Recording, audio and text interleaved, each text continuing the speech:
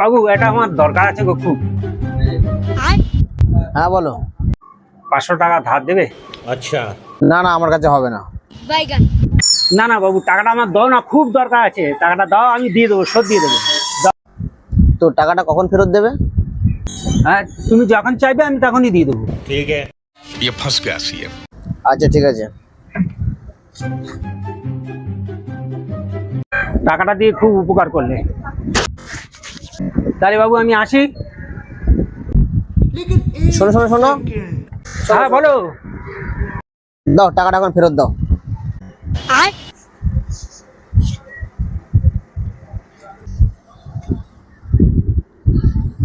हे हरि राम कृष्ण जगन्नाथ प्रेमानंद, ये क्या हुआ?